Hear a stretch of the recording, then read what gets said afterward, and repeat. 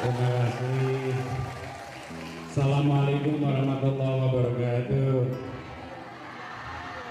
Ibu-ibu yang saya hormati, teman-teman semua peserta Festival Budaya Perempuan.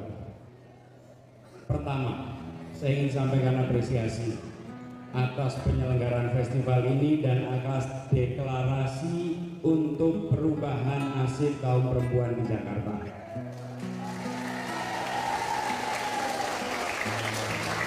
Poin kedua, kalau dihitung jadwal hari ini padat. Saya sebenarnya ada 3 acara pagi ini, tapi kalau bicara perempuan, saya bukan persoalan pribadi. Saya mau cerita sedikit nih. Saya tidak tahu bagaimana harus menjawab jika tidak memperhatikan perempuan. Mengapa? Saya mau cerita. Saya adalah produk ibu, betul ya Bu? Ibu adalah figur kita, tapi saya ini tumbuh besar dengan seorang perempuan, namanya Barkah. Itu nenek saya.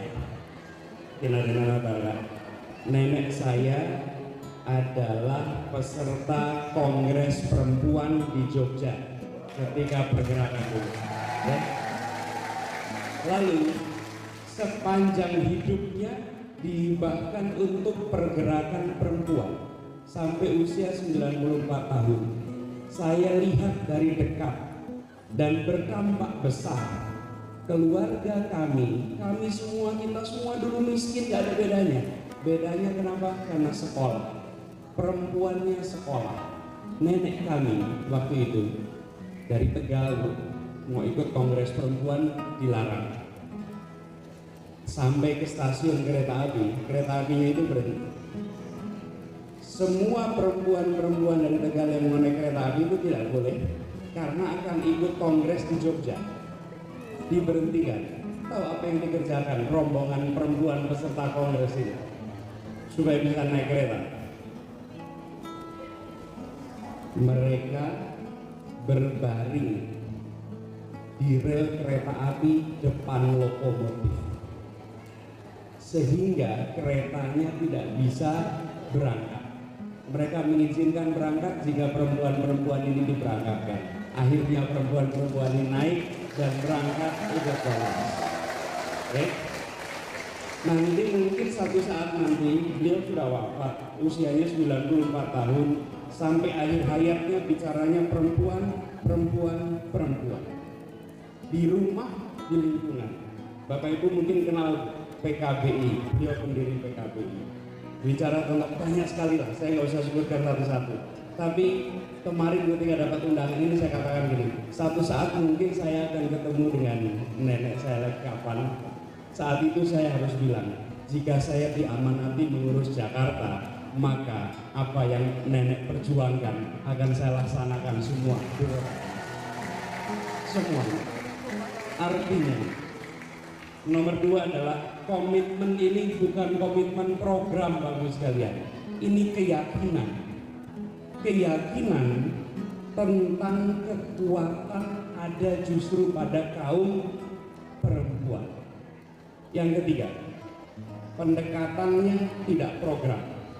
Jadi buat ibu-ibu semua sini, saya adalah orang pergerakan. Kami tumbuh dalam suasana pergerakan. Kami akan membangun Jakarta dengan pendekatan gerakan, bukan pendekatan program. Artinya apa? Jangan sok tahu. Pemerintah itu sering seakan-akan begini, kami tahu semua masalah, kami tahu semua solusi, kami siapkan programnya, kami siapkan uangnya, ini alat ukurnya, lalu dieksekusi, lalu rakyat disuruh mendengarkan dan menyaksikan. Tidak, kami justru akan ubah, bukan sekedar itu. Gerakan itu levelnya 3. Sosialisasi, ini pemerintah biasanya melakukan itu, melakukan program, lalu membuat sosialisasi. Level yang lebih tinggi namanya konsultasi, membuat program lalu minta pendapat. Yang lebih tinggi lagi namanya partisipasi. Di situ disebut bahwa perempuan berpartisipasi. Saya malah berkomitmen lebih tinggi dari itu.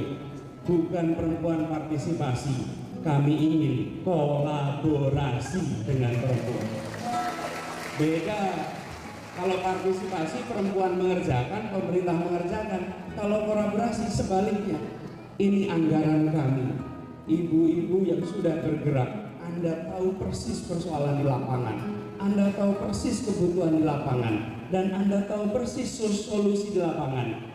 Para pemerintah dengan menggunakan uang rakyat, mari kita kerjakan sama-sama sebagai sebuah kolaborasi. Itu poin kedua. Jadi ibu sekalian,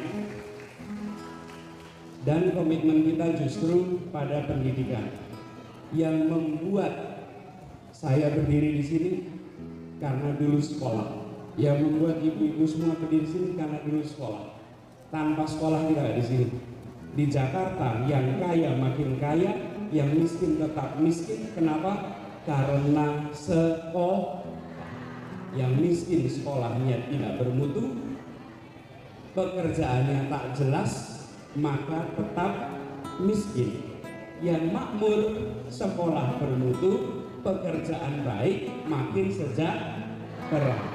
Karena itu komitmen kita adalah pendidikan bermutu untuk setiap keluarga di Jakarta. Jadi demikian, saya nggak ingin di sini, tapi 4 poin.